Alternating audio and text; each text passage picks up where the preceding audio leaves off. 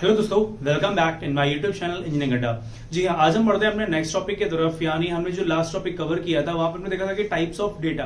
जी हाँ, जो हमारा डिजिटल डेटा था वो किस टाइप का था, फॉर्मेटेड, यानी क्या क्या फॉर्मेट्स में अवेलेबल था, यानी स्ट्रक्चर्ड, अनस्ट्रक्चर्ड, इसके अलावा सेमी स्ट्रक्चर्ड। तो अभी हम बात करने वाले हैं हिस्ट्री ऑफ बिग डेटा की। तो बेसिकली अभी अगर हम बिग डेटा की बात करें तो एक क्वेश्चन आपके पास ये था कि बिग डेटा हम क्यों यूज करते हैं।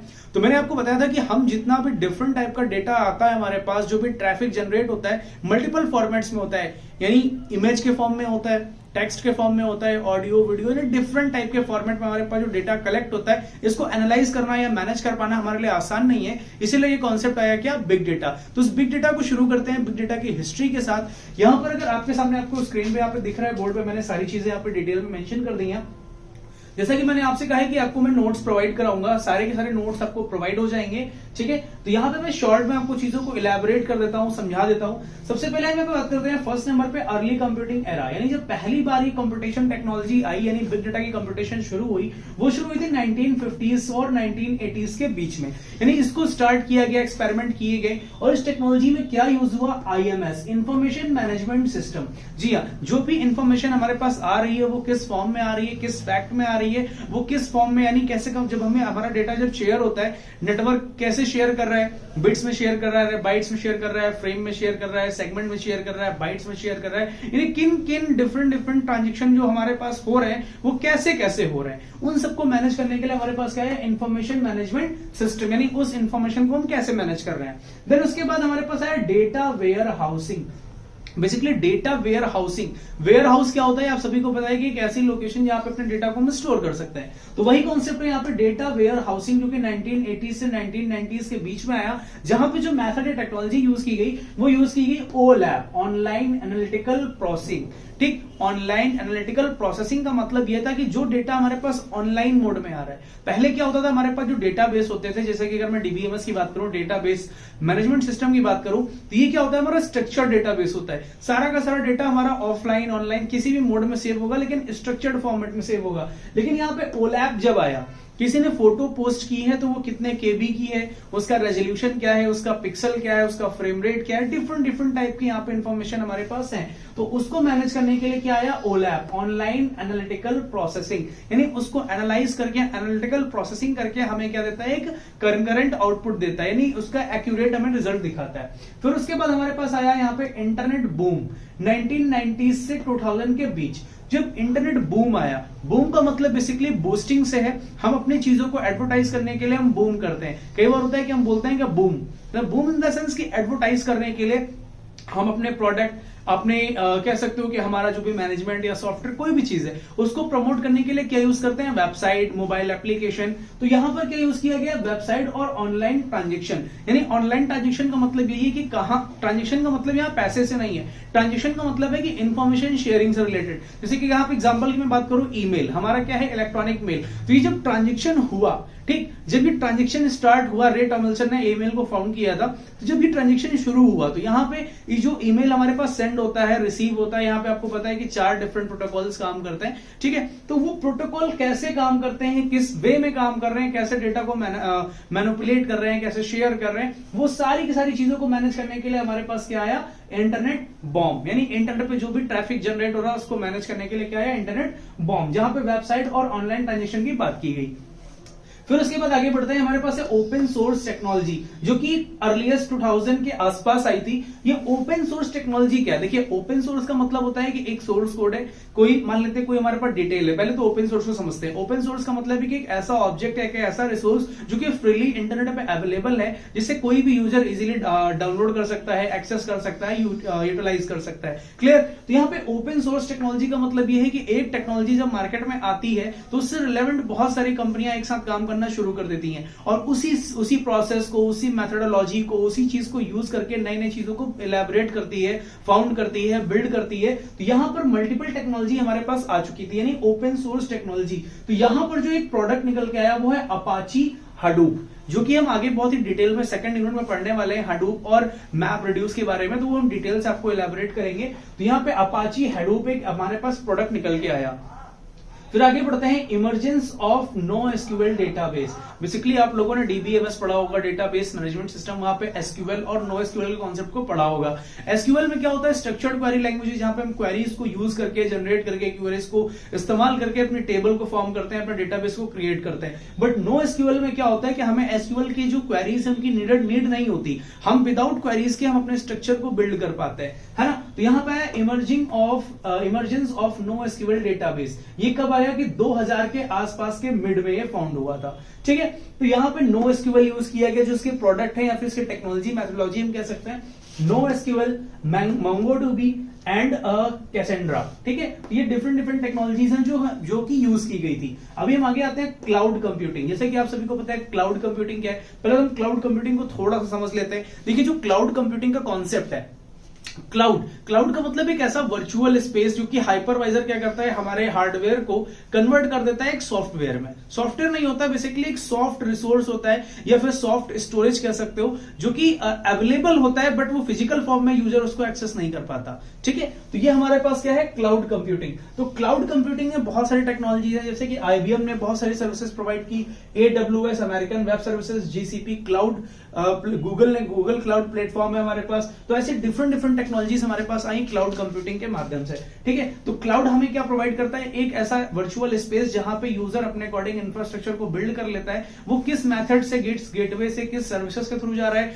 IaaS, पास, है ना, SaaS, डिफरेंट टाइप की सर्विसेज है, कौन से सर्विस के थ्रू अपने प्लेटफॉर्म को यूटिलाइज कर रहा है। ये आया 2000 से 2010 के बीच में। अभी हम बात करते हैं advance analytics and machine learning, जो कि ML की बात कर रहे हैं, मशीन लर्निंग यानी advance analytical machine learning. Machine learning का कॉन्सेप्ट इसलिए आया क्योंकि हम डिवाइस को लर्न कराते हैं कि उसे अपने टास्क को कैसे परफॉर्म करना है। तो ये टेक्नोलॉजी हमारे पास मार्केट में कब आई, 2010 के आसपास, ठीक है। 10 की सीरीज में ही निकल गई, जहां पे यूज किया गया प्रेडिक्शन एंड डिसीजन मेकिंग। तो प्रेडिक्शन क्या होता है, एग्जांपल के तौर पे आप लोगों ने गूगल मैप को यूज किया होगा। मैप में क्या होता है कि आप किसी रास्ते से जा रहे हैं, सपोज आपकी स्पीड है 23 किलोमीटर पर आवर, आप अपनी स्पीड को बढ़ाते हैं उस डेस्टिनेशन पे पहुंचने के लिए, तो आपका मैप ऑटोमेटिक प्रेडिक्ट करता है कि आपको अब कितना समय लगने वाला है आपके उस पर्टिकुलर डेस्टिनेशन पे पहुंचने के लिए। इसी के साथ साथ अगर ट्रैफिक है, क्या क्या चीजें उनको वो प्रेडिक्ट करता है। अब यहाँ पे बात करते हैं डिसीजन मेकिंग की। डिसीजन मेकिंग का कॉन्सेप्ट क्या है,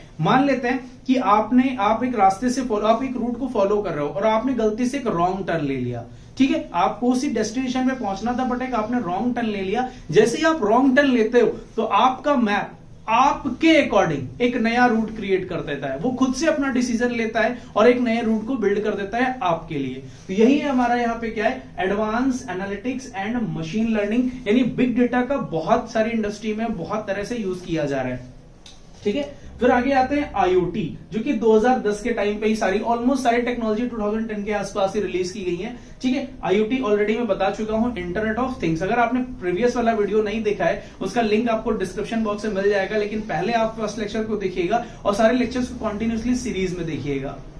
अगर यहाँ पे मैं बात कर रहा हूँ IoT की, तो IoT मैंने आपको कहा कि बेसिकली IoT डिवाइसेस पे डिपेंडेंट है, जैसे कि बहुत सारे सेंसर्स, एक्चुएटर, आर्डिनो पाई, या फिर बहुत सारे ऐसे आप कह सकते हो कि इक्विपमेंट है जिनकी मदद से हम चीजों को सेंस कर पाते हैं, उनके इनपुट को डिटेक्ट कर पाते हैं। फॉर एग्जाम्पल अगर मैं थर्मामीटर की बात करूं, ठीक है, तो ये थर्मामीटर कैसे काम करता है, ठीक है। तो एक नॉर्मल से वो हीट को कैसे डिटेक्ट कर पाता है, ऐसे ही अगर हम सोलर पैनल की बात करें तो वो देखा होगा कि आपके सनलाइट को वो एब्जॉर्ब करके कन्वर्ट करता है एक इलेक्ट्रिसिटी के फॉर्म में। तो ये कहीं ना कहीं यहाँ पे सेंसिंग पावर यूज की गई है, सेंस किया गया है उसके इनपुट के फॉर्म्स को कलेक्ट करने के लिए। तो वो सभी क्या है हमारे पास, IoT devices, internet of things devices, ठीक है। अभी हम बात करते हैं रियल टाइम डेटा प्रोसेसिंग। ये भी 2010 में आया, जिसका एक लाइव एग्जांपल है Apache spark. Real time data spark क्या होता है, रियल टाइम डेटा प्रोसेसिंग का मतलब यहाँ पे ये है, जैसे कि फॉर एग्जांपल आप एक रास्ते में चल रहे हो, ठीक है। अब आप एक जब मैप को फॉलो कर रहे हो, आपको नहीं पता कि आगे कौन सा मोड़ आने वाला है, या फिर अगर आप एक मैप को फॉलो कर रहे हो, आपने एक रेस्टोरेंट आपने सर्च किया, आपको एक रेस्टोरेंट की तलाश है या आपको पेट्रोल पंप की तलाश है, आपने पेट्रोल पंप तलाश किया और आप उस रूट पे मूव कर रहे हो, आपका कोई डेस्टिनेशन नहीं है, आपने पेट्रोल पंप को ट्रैक किया। तो जैसे ही आप उस रूट पे बढ़ोगे तो जिस रूट पे या फिर जिस मोड़ पे या जिस रोड पे आप जाओगे उस रोड पे जो पेट्रोल पंप होंगे ऑटोमेटिकली प्रेडिक्ट होंगे और आपके सामने फॉर्म हो जाएंगे, यानी आपके सामने आपकी स्क्रीन पे बिल्ड हो जाएंगे, क्रिएट हो जाएंगे, दिखना शुरू हो जाएंगे। तो यही हमारा रियल टाइम डेटा प्रोसेसिंग, यानी रन टाइम पे जो डेटा में मैनिपुलेशन होते हैं उनको ये कैसे मैनेज करता है। एक लाइव एग्जांपल, अभी व्हाट्सएप ने देखिए आपको एक फीचर दिया है, आप किसी को मैसेज सेंड कर देते हो, अगर आपने मैसेज को टाइप करने में कोई मिस्टेक कर दी तो आप क्या करते हो, 3 डॉट्स पे जाके मैसेज को एडिट कर लेते हो, यानी रन टाइम पे आपने मैसेजेस में चेंजेस किए। तो जो डेटा आपका डेटा कहीं ना कहीं तो कलेक्ट हो रहा है, किसी न किसी सर्वर पे, किसी न किसी डेटाबेस में कहीं ना कहीं तो स्टोर हो रहा है, क्लाउड पे कहीं भी स्टोर हो रहा है, कहीं तो स्टोर हो रहा है ना। तो वो रन टाइम पे जो चेंजेस हमने किए वो सारे हमारे पास क्या है कि हमारा क्या है, real time data processing. Clear, जहां पे अपाची स्पार्क के बारे में हम आगे डिटेल से पढ़ेंगे। लास्ट हमारे पास है data governance and privacy. Data governance and privacy की यहां पे बात करूं तो बेसिकली प्राइवेसी का मतलब यह है कि बिग डेटा को यूज किया जा रहा है आपकी सिक्योरिटी, आपकी सेफ्टी, आपके डेटा की जो कह सकते हैं रिडंडेंसी को रिड्यूस करने के लिए। तो बहुत सारी चीजों में हमारा ये यूज किया जा रहा है। फॉर एग्जांपल अभी 2010 से लेकर 2020 के बीच में बिग डेटा को बहुत ज्यादा यूटिलाइज किया गया है। जैसे कि मैंने आपसे कहा कि जनरल डेटा प्रोटेक्शन रेगुलेशन, मतलब हमारा डेटा, जैसे कि मान लीजिए आपने एक फेसबुक पे अपनी एक फोटो हमने पोस्ट की, फोटो किस लोकेशन से आई है, किसने पोस्ट करी है। अब आज के डेट में ऐसे ऐसे सेंसर्स हैं, ऐसे ऐसे टेक्नोलॉजी है, आपकी फोटो पोस्ट करते ही चीजें सेंस कर लेता है कि वो कहां पर और किस लोकेशन से क्लिक की गई, यानी हर एक इंफॉर्मेशन की एक एक्यूरेट और करेक्ट इंफॉर्मेशन हम प्राप्त कर सकते हैं। इसी के साथ साथ हमारी सिक्योरिटी पे भी ध्यान दिया जाता है कि जो डेटा हम किसी के सामने डिलीवर कर रहे हैं क्या वो सिक्योर है। अगर हम अपने आधार नंबर को कहीं पर एंटर कर रहे हैं तो क्या वो सिक्योर है। तो यानी ये सारी चीजों को यहाँ पे बढ़ावा दिया गया है, किसमें, जीडीपीआर में, यानी जनरल डेटा प्रोटेक्शन रेगुलेशन में। ठीक है, 2010 से लेकर के 2020 तक। तो अच्छा, एक चीज और, एक इंपॉर्टेंट चीज और है, अगर मैं बिग डेटा की बात करूं, बिग डेटा के फाउंडर कौन है, जॉन मैशी। जी हाँ, ये मैं आपको बताना भूल गया था, आपके सामने लिखा हुआ है। ठीक है, जॉन मैशी ने बिग डेटा को फाउंड किया था। अब हम बात करने वाले हैं बिग डेटा के प्लेटफॉर्म की। हाँ, कि बिग डेटा प्लेटफॉर्म एक्चुअल में क्या है और कैसे वर्क कर रहा है। तो अभी हमने हिस्ट्री समझ ली इसकी कि क्या क्या चीजें हैं और कैसे कौन कौन सी टेक्नोलॉजी आई है। अभी हम बिग डेटा प्लेटफॉर्म को समझते हैं। देखिए लिखा हुआ है, a big data platform is a comprehensive and integrated set of technology. Comprehensive का मतलब है कि एक एक्स्ट्रा ऑर्डिनरी टेक्नोलॉजी है जो कि मल्टीपल टेक्नोलॉजी के ग्रुप के कलेक्शन से कह सकते हो, या डिफरेंट टाइप के टेक्नोलॉजीज को कंप्रेस करके मर्ज करके एक यूनिक टेक्नोलॉजी बनाई गई है। ठीक है, comprehensive and integrated set of technologies, tools and framework design to process, यानी बहुत सारे टूल्स, बहुत सारे फ्रेमवर्क, जैसा कि मैंने आपको समझाया ना कि बहुत सारे टूल्स, डिफरेंट टेक्नोलॉजी को मर्ज करके ये बनाया गया है। ये क्या करता है, प्रोसेस करता है, स्टोर करता है, मैनेज करता है and analyse large volume of data.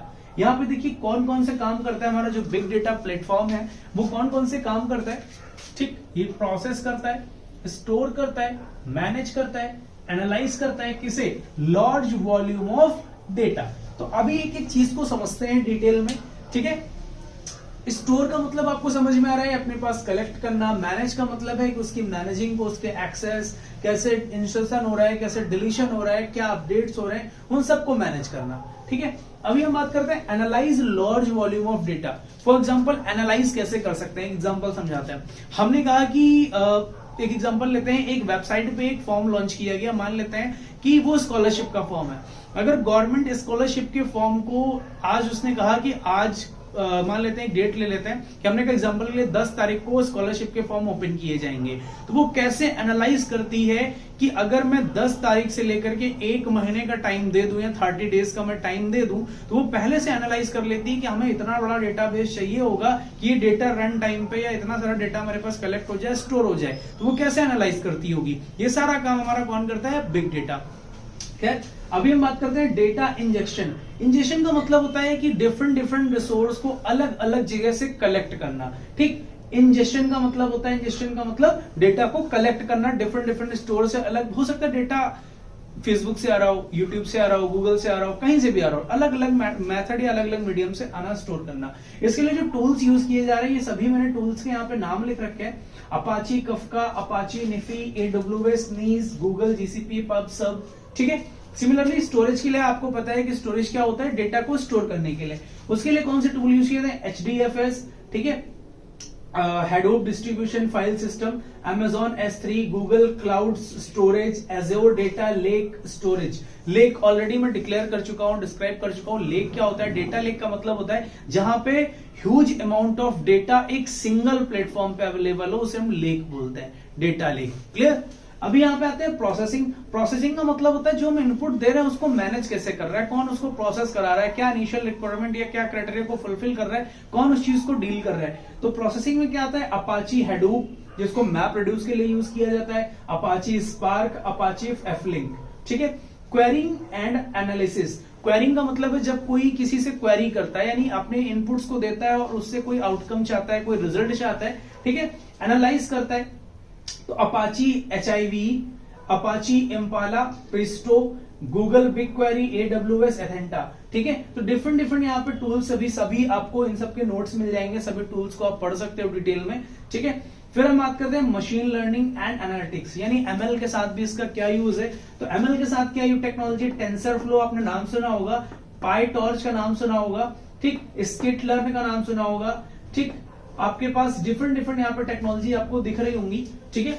ऐसे ही हम डेटा वेयर हाउस की बात करते हैं, तो डेटा वेयर हाउस में क्या होता है, डेटा को कैसे हम रख रहे हैं, कैसे मैनेज कर रहे हैं। तो Amazon Redshift, Google Big Query, Snowflake, Teradata, बहुत डिफरेंट डिफरेंट हमारे पास टूल्स अवेलेबल है। रियल टाइम प्रोसेसिंग की अगर हम बात करें, देखो बिग डेटा बहुत सारे डेटा का कलेक्शन है और बहुत ह्यूज अमाउंट ऑफ डेटा है।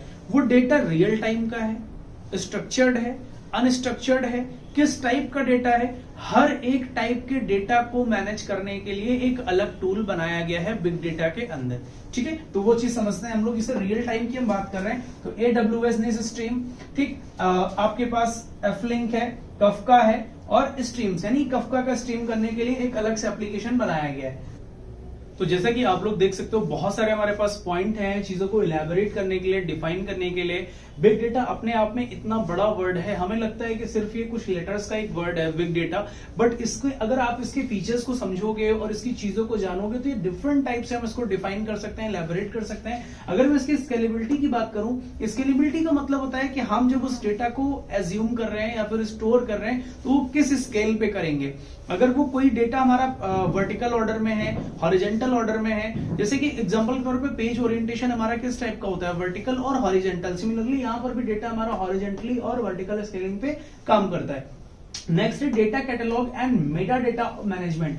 मेटा डेटा पहले समझते हैं। मेटा डेटा का मतलब होता है डेटा ऑफ डेटा, यानी एक डेटा का दूसरे डेटा के साथ एक कनेक्शन होना प्लस एक इंटरलिंकिंग होना, और इसी के साथ साथ वो डेटा मल्टीपल जगह पे एक सेम कीवर्ड से जाना जा रहा हो, ठीक है। तो उसको हम बोलते हैं मेटा डेटा। जैसे एग्जांपल मैं गूगल पे सर्च करूं व्हाट इज बिग डेटा, जब मैं सर्च करूंगा जहां जहां पर भी बिग डेटा का वर्ड यूज किया गया होगा उससे रिलेवेंट सारी इंफॉर्मेशन गूगल सर्च करके मुझको लाके दे देता है। तो मेटा डेटा क्या होता है, डेटा ऑफ डेटा। और कैटलॉग क्या होता है, कैटलॉग का मतलब होता है छोटे छोटे पार्टिकल्स, यानी हर सपोज मैंने ए लिया तो ए से रिलेटेड जितने डेटा होंगे वो सारे हमारे कैटलॉग को फॉर्म करेंगे।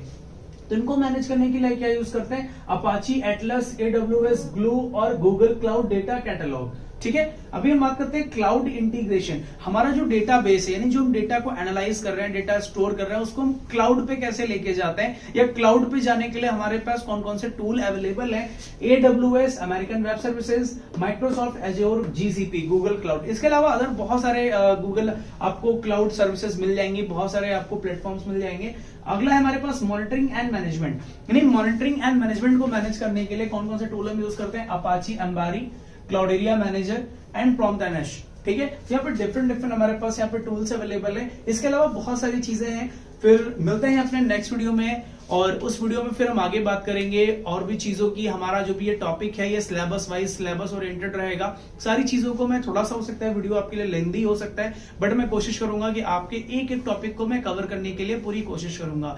तो मिलते हैं अपने नेक्स्ट वीडियो में, तब तक के लिए जय हिंद, जय भारत।